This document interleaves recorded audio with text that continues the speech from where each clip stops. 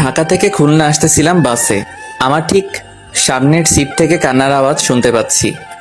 কান্নার আওয়াজ শুনে মনে হলো একটা মেয়ে কান্না করতেছে। পাশের সিটে একজন মধ্যবয়স্ক লোক বসা। আমার মনে একটু সন্দেহ হলো, কেননা টিভি নিউজে মাঝে মাঝে দেখি মেয়ে মানুষকে পাচার করে, রেপ করে, বিক্রি করে ইত্যাদি। আমি একটু ভালো করে কান পেতে শুনতেছিলাম।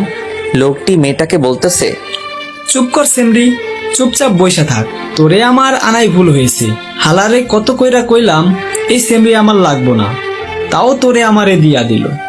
এখন চুপচাপ বইসা থাক, নইলে কিন্তু তোরে আবার দিয়ামো। তারপর মেয়েটা আস্তে আস্তে কান্না করতে লাগলো। একটু পর লোকটি আবার মেয়েটাকে বলতেছে, ওইনে যাইয়া ভালো মতো কাম করবি, নইলে কিন্তু তোরে ওরা মাইরা ফেলবে। আর এই বালের কান্নাকাটি বন্ধ কর, নইলে কিন্তু। এইবার আমি কনফার্ম হলাম এই মেয়েটা কোনো খারাপ লোকের পাল্লায় পড়ছে। বাস চলেছে আর আমি সময়ের অপেক্ষায় আছি, কখন মেয়েটার সাথে কথা বলা যাবে।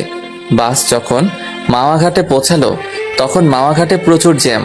কমপক্ষে 4 থেকে 5 ঘন্টা সময় লাগবে। আর ঘাটে যে ফেরি আছে ওইটা 1 ঘন্টা পর ছাড়বে। তার মানে আমরা পরে যে ফেরি আসবে সেই ফেরিতে যাওয়া লাগবে জ্যামের কারণে। বাসের ভিতর গরমের কারণে অনেক যাত্রী বাইরে বের হচ্ছে। কিছুক্ষণ পর ওই লোকটা বাইরে বের হলো। আমি এই রকমই একটা সময়ের অপেক্ষা করতেছিলাম। আমি মেয়েটার পাশের সিটে বসলাম, মেয়েটার দিকে তাকালাম।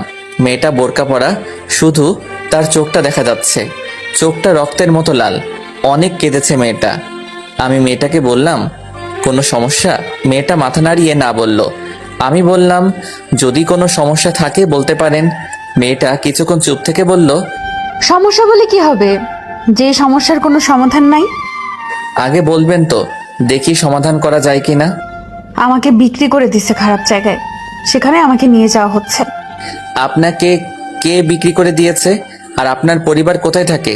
মেয়েটা বলল, আমার পরিবার বলতে কেউই নেই, আমি একটা এতিম মেয়ে। আর যারা আমাকে বিক্রি করছে তাদের আমি কাউকে চিনি না, কিন্তু তাদের মধ্যে একজন পুলিশ ছিল। এর মধ্যে ওই মধ্যবয়স্ক লোক চলে আসলো। আমি আস্তে করে আমার সিটে বসে পড়লাম। আমি ভাবতে লাগলাম, আমি কি মেয়েটাকে বাঁচাতে পারবো নাকি পারবো না। আমি যদি আবার কোনো সমস্যার ভিতর পড়ি। লোকটি মেয়েটাকে বলতেছে, আশেপাশে খাবার হোটেল নেই, আমি সামনে হোটেলে গিয়ে খাবার লইয়া আসি, আর তুই এইখানে বইয়া থাক, আমি আইতাছি। এই কথা বলে লোকটি চলে গেল। আমি আবার মেয়েটার পাশে গিয়ে বসলাম আর বললাম, এখন কি করবেন? মেয়েটা বলল, জানি না। আমি বললাম, বাঁচতে হলে একটা উপায় আছে। মেয়েটা বলল, কি উপায়? এখান থেকে পালাতে হবে। কিন্তু আমি পালিয়ে কোথায় যাব? আমার তো আপন বলতে কেউ নেই এই দুনিয়াতে। সেটা এখন ভাবার বিষয় না। কিন্তু আপনি আমাকে নিয়ে কোথায় যাবেন? সেটা পরে ভাবা যাবে। কিন্তু কিন্তু কি? এই লোকটা চলে আসবে। যদি বাঁচতে চান তাহলে এখান থেকে এখনই পালাতে হবে। মেয়েটাকে দেখে মনে হচ্ছে ভয় পাচ্ছে। দেখেন, আপনি আমাকে বিশ্বাস করতে পারেন, আমি আপনার কোনো ক্ষতি করব না। মেয়েটা আমার চোখের দিকে কিছুক্ষণ তাকিয়ে থেকে বলল, চলুন। আমি মেয়েটাকে নিয়ে সোজা বাস থেকে নেমে ফেরিঘাটের দিকে হাঁটা শুরু করলাম। ফেরিঘাটে যেয়ে দেখি ফেরি চলে গেছে। এখন কি করব কিছু বুঝতেছি না। এখন স্টিমার বোটে যাওয়া ছাড়া কোনো উপায় নাই। মেয়েটা বলল, কোথায় যাব আমরা? ভয়ে ভয়ে বলল কথাটা। আমি বললাম, আমার দাদা বাড়ি। তারপর স্টিমার বোটে উঠলাম। অনেক গতিতে চলছে। কিছুক্ষণ পর মেয়েটা অন্যদিকে ফিরে মুখের উপর থাকা মুখোশটা মাথার উপরে উঠিয়ে হাতটা মেলে আকাশের দিকে তাকিয়ে রইল। তারপর মেয়েটা মুখোশটা ঠিক করে আমার পাশে এসে বলে, জানেন, আমি এই প্রথম নদী দেখলাম। মানে? আপনি আগে পরে কখনো নদী দেখেন নাই?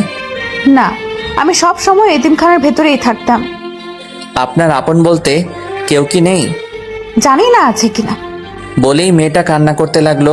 কান্না বন্ধ করুন, মানুষজন খারাপ ভাববে। বোট থেকে নামার পর আমার চাচাতো ভাইকে ফোন দিলাম। হ্যালো শাকিল। কেমন আছো ভাইয়া? ভালো।